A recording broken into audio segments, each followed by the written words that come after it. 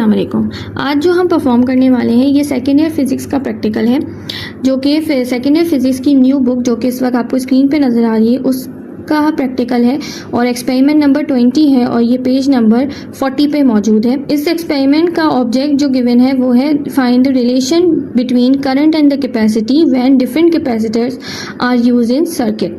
सो basically हमें करना ये है कि हमें डिफरेंट कैपेसिटर्स के ऊपर करंट की वैल्यू को मॉनिटर करना है, नोट करना है और हमें रिलेशन बताना है करंट और कैपेसिटेंस के बीच में। और ये हम किस तरह से बताएंगे, इसके लिए हमें ग्राफ ड्रॉ करना पड़ेगा और उसके बिहाफ पे हम अपना रिजल्ट बताएंगे। अच्छा, इस एक्सपेरिमेंट के लिए आप देख सकते हैं एपरेटस में काफ़ी कुछ चीज़ें लिखी हैं, but the good part is कि हमारे पास पहले से ही एक सर्किट पूरा डिज़ाइन हुआ हमें बना बनाया मिलता है। सो ये एपरेटस है इसका, ठीक है। ओवरऑल एपरेटस पूरा बना हुआ है। इसमें ये कैपेसिटर है, ठीक है, जो छोटे छोटे ब्लू और ग्रे कलर के ये कैपेसिटर है सेंटर में, ये सारे के सारे। एंड ये जो ग्रीन कलर का है these are the connection points है कैपेसिटर के। इन कैपेसिटर्स की वैल्यू जो होती है ये इस कैपेसिटर के ऊपर ही लिखी हुई होती है, जो कि इसके ऊपर साइड में से हमें देखकर रीड करनी पड़ती है। सो इसकी मैं पिक्चर आपको यहाँ साइड पे लगा देती हूँ ताकि आप वैल्यू देख सकें। सो ये पहला कैपेसिटर है 1 माइक्रोफैराड का। Now the second one is 2.2 microfarad. तो ये थर्ड वाला जो है ये 3.3 माइक्रोफैराड का and the last one is 4.7 microfarad. अब अगर हम अपने सर्किट को देखें तो इसके अंदर ये हमारे पास ट्रांसफार्मर लगा हुआ है। ये ट्रांसफार्मर बेसिकली क्या करता है, ट्रांसफॉर्म वर्ड जो है इसका इसी से निकला है, ट्रांसफॉर्म करता है, चेंज करता है। क्या चेंज कर रहा है, बेसिकली ये एसी वोल्टेजेस को चेंज करता है, एसी को एसी में ही रहने देता है, ठीक है, बट एसी वोल्टेजेस को या तो कम करेगा या ज़्यादा करेगा। सो इन आर केस ये 220 वोल्ट को 12 वोल्ट में कन्वर्ट कर रहा है, तो इट मीन्स ये हमारा स्टेप डाउन ट्रांसफार्मर कहलाएगा। एसी करंट होता है तो उसके अंदर फ्रीक्वेंसी भी होती है, बिकॉज ये वेव की फॉर्म में ट्रेवल कर रहा है तो इसकी फ्रीक्वेंसी होती है, और यहाँ हमारे केस में 50 हर्ट्ज इसकी फ्रीक्वेंसी है जो कि फिक्स है। अब हम फर्दर देखते हैं तो हमारे सर्किट में आगे लगा हुआ है सीरीज में ही ट्रांसफार्मर के साथ यहाँ पे एमीटर को देखिए, ये एमीटर गौर से देखिए, ये हमारे पास मिली एमीटर गिवन है। और अगर हम यहाँ फर्दर देखें तो हमारे पास ये कैपेसिटर्स फर्दर देखें तो ये हमारे पास पैरेलल में कनेक्ट हुए हैं सारे के सारे इसके साथ सर्किट में। और हमारे पास ये बटन्स गिवन है, बेसिकली ये की है, बटन जो है पुश बटन्स कहलाते हैं ये। इनको जैसे ही प्रेस करेंगे तो जो बटन प्रेस करेंगे वो वाला कैपेसिटर कनेक्ट हो जाएगा सर्किट में सीरीज के अंदर। अब आप देखें कि अगर मैं ये एक कैपेसिटर की को प्रेस करती हूँ तो ये जो कैपेसिटर है ये इस तरह से सीरीज में इसके साथ कनेक्ट हो जाएगा, और बाकी सारे कैपेसिटर जो है वो अभी डिस्कनेक्टेड है, उनके बटन्स अभी प्रेस नहीं किए मैंने तो वो खुले हुए हैं, तो इसका मतलब इनमें से करंट पास नहीं हो रहा है। ये हमारा सीरीज में करंट हो गया। अगर मैं ये वाला बटन प्रेस करूंगी तो करंट हमारा इधर से नहीं जाएगा, इसमें से जाएगा, इसमें से भी नहीं जाएगा, इसमें से भी नहीं जाएगा, इसमें से भी नहीं जाएगा, सिर्फ यहाँ से करंट जाएगा, और यूं करके हमारा सीरीज यहाँ पे इस तरह से पास करेगा करंट। इसी तरह थर्ड पे जाएंगे एंड फोर्थ पे जाएंगे तो सेम यही होगा। अब हमें करना ये है कि हमें हर कैपेसिटर के ऊपर करंट की वैल्यू को मेजर करना है। 1 बाय 1 बटन प्रेस करते जाएंगे कैपेसिटर का, और उस पे हमारा जो करंट आएगा वो हम नोट करते जाएंगे। बस यही हमारा ओवरऑल परफॉर्मेंस है, दैट्स इट। सो अब हम जो है यहाँ पे पहले बटन प्रेस करते हैं, ये हमारे पास वैल्यू आने लगी है। यहाँ पर एमीटर पे हमें बिल्कुल आई लेवल पे लेकर आना है अपने आप को, और यहाँ पे वैल्यू को काउंट करना है। जैसे 1 माइक्रोफैराड के ऊपर जो है इस वक्त क्या वैल्यू आ रही है ये हम नोट करेंगे, ठीक है। और हमें बस यही करंट की वैल्यू नोट करनी है और यहाँ टेबल पे हमें इसको नोट कर देना है। अब अगर हम यहाँ टेबल पे देखें ऑल्टरनेटेड वोल्टेज, तो ऑल्टरनेट वोल्टेज हमारे पास कितने आ रहे हैं, 12 वोल्ट्स आ रहे हैं, और ये फिक्स वैल्यू है। कैपेसिटर की वैल्यू की बात करें तो हमारा पहला कैपेसिटर था 1 माइक्रोफैराड का, और इस पे जो करंट आ रहा था वो कितना आ रहा था ये अब हम पढ़ते हैं, ठीक है, और फिर उसको लिखते हैं। अच्छा, तो अब हम अपना स्केल पहले रीड कर लेते हैं एमीटर का कि किस तरह से रीड करना है। तो आप देख सकते हैं कि 0 के बाद जो पहली बड़ी वैल्यू आ रही है दैट इज़ 5, और 0 और 5 के बीच में कितने डिविजन्स आ रहे हैं वो भी है हमारे पास 5। काउंट कर लीजिए 1 2 3 4 5। 5 को बड़ी वैल्यू को डिवाइड कराएंगे नंबर ऑफ डिवीजन से। अच्छा, तो देखिए अब हमारे पास वैल्यू आ गई 1 मिली एमीटर, मतलब ये 1 डिवीजन की वैल्यू है। तो अब हम परफॉर्म करते हैं। पहले वाले कैपेसिटर पे हमने बटन प्रेस किया। अब अगर इस सिचुएशन में हम सर्किट को देखें तो ट्रांसफार्मर से करंट आ रहा है, एमीटर से गुजर रहा है, और ये 1 माइक्रोफैराड के कैपेसिटर से गुजर के और यहाँ से वापस ट्रांसफार्मर में इस तरह सीरीज चल रहा है, और बाकी कैपेसिटर्स में से नहीं गुजरेगा क्योंकि यहाँ से सर्किट ओपन है, ठीक है। अब इसमें वैल्यू नोट कर लेते हैं, बिल्कुल आँख की सीध में रख के देख लेते हैं। सो हमारे पास इस वक्त वैल्यू आ रही है 0 बाय 1 2 और 3, तो 3 मिली एम्पेयर हमारी वैल्यू आ रही है इस वक्त 1 माइक्रोफैराड के ऊपर। तो अब हम इसे नोट कर लेते हैं और ये जो फॉर्मूला है ये हम बाद में कैलकुलेट करेंगे। बाकी वैल्यूज़ पहले हम ले लेते हैं जल्दी जल्दी। अब मैं ये सेकंड बटन प्रेस कर रही हूँ, इसके ऊपर अब देखते हैं क्या वैल्यू आ रही है। तो अगर हम इसको आई लेवल पे आके देखें तो हमारा आंसर जो इस वक्त आ रहा है वो 9 और 10 के बीच में आ रहा है कहीं पे, और 10 की तरफ थोड़ा ज़्यादा है हमारा जो स्केल है, ठीक है, रेड कलर का, वो थोड़ा 10 की तरफ थोड़ा ज़्यादा टिल्टेड है। तो इसका मतलब हम 10 ले सकते हैं, तो हम यहाँ पे वैल्यू 10 ले लेते हैं। अब हम इसे नोट कर लेते हैं। तो ये 2.2 माइक्रोफैराड के ऊपर हमारे पास 10 मिली एम्पेयर, ठीक है, और 12 वोल्ट्स ही हमारे पास इसका वोल्टेज है, बिकॉज ये वैल्यू है कांस्टेंट है। तो जितने भी कैपेसिटर है सब, इन सब कैपेसिटर्स का वोल्टेज जो है वो 12 वोल्ट ही रहेगी, और जो है सबका वोल्टेज जो है वो फिक्स रहेगा। हाँ, तो अब हम जो है बाकी कैपेसिटर्स के लिए भी 12 वोल्ट ही लिख लेते हैं वोल्टेज, और बाकी दो कैपेसिटर्स की वैल्यू को भी अब हम यहाँ पे नोट डाउन कर लेते हैं। 3.3 माइक्रोफैराड की वैल्यू लेने के लिए हमने बटन प्रेस किया। अब हम सर्किट देखें तो ट्रांसफार्मर से करंट आया, एमीटर से गया, यहाँ नहीं जाएगा, फर्स्ट वाले में, सेकंड वाले में भी नहीं जाएगा, ठीक है, फिर 3.3 से क्रॉस करेगा और वापस ट्रांसफार्मर में जाएगा, मगर 4.7 से नहीं गुजरेगा। अब इसकी वैल्यू को हम सही से देखें तो हमारी वैल्यू आ रही है यहाँ पे 15 एंड 16 वैल्यू आ रही है 10 के बाद। सो हम इस वैल्यू को नोट कर लेते हैं, 16 मिली एम्पेयर। इसी तरह से लास्ट वाले के ऊपर हम वैल्यू नोट करते हैं, तो इसकी वैल्यू आ रही है 22। तो 22 के ऊपर हमने नोट करनी है वैल्यू, सो 22 मिली एम्पेयर। तो अब हम अपना ये फॉर्मूला कैलकुलेट करते हैं। सबसे पहले तो ये फॉर्मूला सही कर लीजिए, ये है I/C, और ये फॉर्मूला यहाँ ऊपर रिजल्ट की हेडिंग में लिखा हुआ है। अब इसमें हम देखते हैं I की वैल्यू जो है ये करंट, ठीक है, और C की वैल्यू ये आगे कैपेसिटर्स वाली। बस इन वैल्यूज़ को लेके हमें फॉर्मूला कैलकुलेट कर लेते हैं। अच्छा, ये फॉर्मूला हम इस तरह से कैलकुलेट करेंगे कि करंट की वैल्यू मिली एम्पेयर में गिवन है, तो प्रीफिक्स जो है मिली उसकी वैल्यू भी हम कैलकुलेटर में डालेंगे। इसी तरह से कैपेसिटर की वैल्यू माइक्रोफैराड में है, तो माइक्रो की वैल्यू प्रीफिक्स की भी हम इसमें डालेंगे। So 3 milliampere divide by 1 micro, तो हमारे पास आंसर आ गया 3000। इसी तरह हम बाकी की वैल्यूज़ को भी जल्दी से कैलकुलेट कर लेते हैं।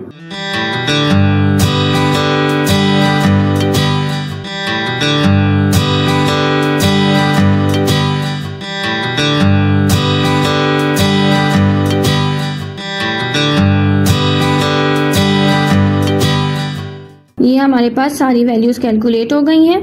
अब हमारा नेक्स्ट स्टेप है इसका ग्राफ बनाने का। तो अब हमें इसका ग्राफ प्लॉट करना है इन वैल्यूज़ के साथ। So let's start that. ये है हमारे पास एक ग्राफ पेपर, और ग्राफ बनाने के लिए सबसे पहली चीज़ जो मैटर करती है वो होता है स्केल ऑफ ग्राफ।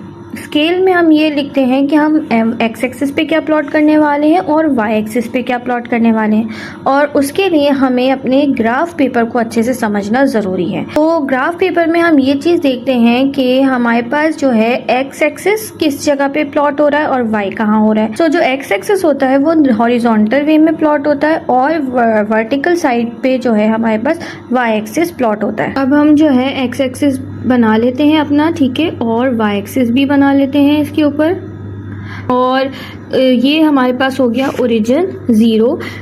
ये वो पॉइंट है जहाँ से हमारा ग्राफ स्टार्ट हो रहा है, मतलब एक्सिस स्टार्ट हो रहा है। एक्स एक्सिस भी इधर से स्टार्ट हो रहा है और वाई एक्सिस भी इसी से स्टार्ट हो रहा है। तो एक्स एक्सिस पे हमेशा वो वैल्यू प्लॉट करते हैं जो इंडिपेंडेंट होती है, और वाई एक्सिस पे डिपेंडेंट वैल्यू प्लॉट की जाती है, ठीक है। हमारे केस में अगर मैं बात करूं तो कैपेसिटर की वैल्यू जो थी वो इंडिपेंडेंट थी, हम कोई सा भी कैपेसिटर लगा सकते थे, हमारे हाथ में था, ठीक है, कोई सा भी लगा लेते। मगर कैपेसिटर जब एक दफ़ा फिक्स हो गया कि ये वैल्यू के कैपेसिटर हम ले रहे हैं, तो करंट की वैल्यू अब हो गई उसके साथ डिपेंडेंट। अब जो कैपेसिटर है उस पे जो भी करंट आएगा वो ही हमारा आंसर आएगा। सो करंट इटसेल्फ इस जगह पे हमारे पास डिपेंडेंट वैल्यू में आ गया। कैपेसिटेंस और करंट के साथ मैंने यहाँ पे जो है इसका वेरिएबल भी लिख दिया है, करंट के लिए I और कैपेसिटेंस के लिए C। नाउ नेक्स्ट स्टेप इस कि हम ये देखेंगे हमारे एक्स एक्सिस पे हम स्केल कितना बनाएंगे, और वाई एक्सिस पे भी स्केल कितना बनाएंगे। ये भी डिपेंड करता है ऑब्जर्वेशन टेबल पे। अब हम अपना ऑब्जर्वेशन टेबल बहुत गौर से देखते हैं। सो यहाँ ये किया जाता है, इस तरह से रखेंगे कि जो वैल्यू हमें प्लॉट करनी है जिस एक्सिस पे, हम उसको देखेंगे। जैसे कि अभी हमें एक्स एक्सिस पे कैपेसिटेंस की वैल्यू को प्लॉट करना है, तो हम इस पोर्शन को देखेंगे गौर से, और यहाँ पे हमारे पास जो सबसे बड़ी वैल्यू है उसको देखेंगे। तो सबसे बड़ी वैल्यू आप देख सकते हैं यहाँ पे हमारे पास कितनी आ रही है, यहाँ पे आ रही है 4.7 सबसे बड़ी वैल्यू। तो 4.7 जो है इससे थोड़ा सा बड़ा राउंड ऑफ करके एक वैल्यू ले लेंगे। तो 4.7 से बड़ा क्या हो गया, 5 माइक्रोफैराड, ये हमारी वैल्यू है जो हमें एक्स एक्सिस पे प्लॉट करनी है। अच्छा, कोशिश हमेशा ये करनी है कि सब जितना ज़्यादा खुला और दूर दूर करके हम प्लॉटिंग कर सकें वैल्यूज़ की, उतनी ज़्यादा प्लॉटिंग दूर दूर करके करें। तो यहाँ पे 0 से स्टार्ट करते हैं। 0 के बाद हमारे पास इतनी सारे बड़े बड़े बॉक्सेस भी हैं, ठीक है, और स्मॉल बॉक्सेस भी हैं। मैं एक एक बड़ा बड़ा बॉक्स ले लेती हूँ। 1 2 3 4 5 काउंट कर लिया, ये पूरा हो रहा है। तो अब मैं इसको प्लॉट कर लेती हूँ, ठीक है, सही है। सो यहाँ पे मैंने 4.7 मेरी क्योंकि बड़ी वैल्यू थी, तो उससे बड़ी 5 तक मैं प्लॉट कर लूँगी, ठीक है। अब हम y एक्सिस पे देखते हैं। y एक्सिस की बात करें तो यहाँ हमें करंट प्लॉट करना है। अब ऑब्जर्वेशन कॉलम को हम एक दफ़ा गौर से देख लेते हैं। करंट की वैल्यूज़ इसमें चेक करते हैं। करंट की वैल्यू की बात करें तो सबसे बड़ी करंट की वैल्यू जो आ रही है वो हमारे पास आ रही है 22 मिली एम्पेयर। तो 22 से बड़ा राउंड ऑफ करके कोई भी वैल्यू जो हम लेना चाहें, ठीक है, कुड बी एनीथिंग, 25 30 कुछ भी हो सकता है, ठीक है। तो मैं अभी फिलहाल 25 का रखती हूँ मार्जिन, और हम अब यहाँ 0 से स्टार्ट करते हैं। तो मैं यहाँ पे भी काउंट कर लेती हूँ। पहले मैं बड़े बड़े बॉक्सेस काउंट कर रही हूँ। तो 0 के बाद 5 का डिस्टेंस रखते हैं, 5 10 15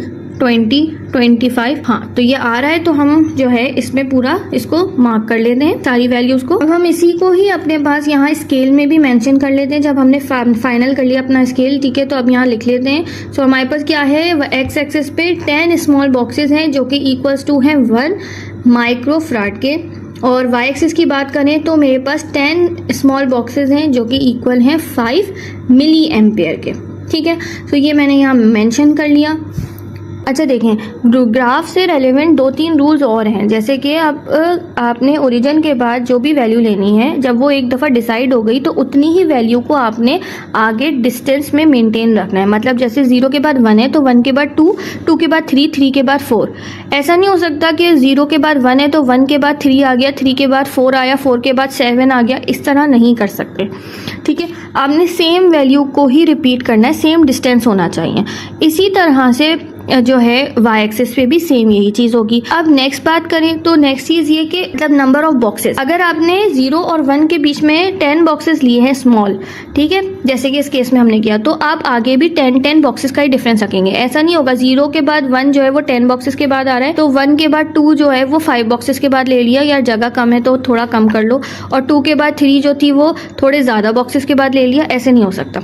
तो नंबर ऑफ बॉक्सेस भी सेम रखने हैं आपने हर दफ़ा, और वैल्यू का डिस्टेंस भी सेम रखना है। चलिए अब हम अपनी जो है वैल्यूज़ को प्लॉट करते हैं। सो 1 माइक्रोफैराड जो है हमारे पास, ये तो क्लियरली मेंशन ही है। तो हमारे पास यहाँ पे 0 के बाद 5 मिली एम्पेयर मेंशन है, 3 का कुछ पता नहीं है। उसके लिए हम क्या करेंगे, हम अपने स्मॉल बॉक्सेस की वैल्यू को नोट डाउन करेंगे कि हमारी एक स्मॉल बॉक्स की वैल्यू कितनी आ रही है, सही है।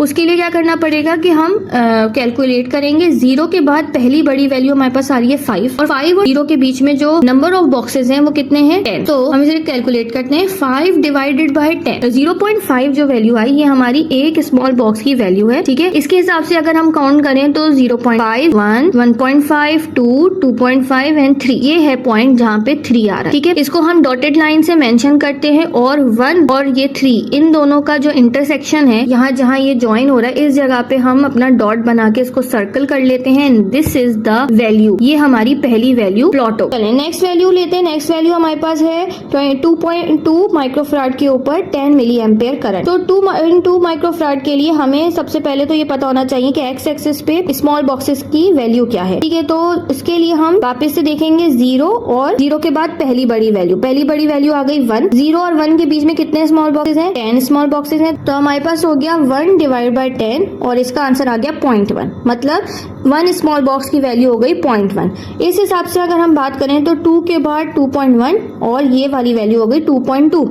यहाँ 2.2 को हम डॉटेड लाइन से मार्क करते चले जाते हैं, और 10 हमारे पास 10 मिली एम्पेयर तो क्लियरली लिखा है, तो इसके साथ हम इसको इंटरसेक्ट करते हैं। जिस जगह पे ये दोनों आके मर्ज हो रहे हैं, इस पॉइंट को हम हाईलाइट करते हैं, इस पे डॉट भी बनाया, सर्कल भी बनाया, और ये हमारे पास नेक्स्ट वैल्यू आ गई। इसी तरह से हम बाकी वैल्यूज लेते हैं, तो अब हम लेते हैं 3.3 और 3.3 पे हमारे पास 16 आ रहा है मिली एम्पेयर, तो ये हमने इस तरह से काउंट करा और इसको मार्क किया। और नेक्स्ट है हमारे पास 4.7, सो 4.1, 4.2, 4.3, 4.4, 4.5, 4.6, 4.7। यहाँ 4.7 पे हम आते हैं और 20 के बाद 20.5, 21 या 21.5, 22। तो 22 पे हमारे पास ये पॉइंट आ रहा है, इन दोनों को हमने इंटरसेक्ट किया और ये हमारे पास वैल्यू आ गई फाइनली। अच्छा देखिए, अब आप चाहें तो यहाँ पर इस तरह से जितने भी पॉइंट्स हैं उनकी वैल्यूज़ को मार्क कर सकते हैं, वो वैल्यूज़ जो कि ग्राफ में मेंशन नहीं थी या शो नहीं हो रही थी। जैसे कि यहाँ पे 3, ठीक है, 3 मिली एम्पेयर मैंने मार्क किया। इसी तरह से यहाँ पे जो है मैं मार्क कर रही हूँ 2.2 माइक्रोफैराड।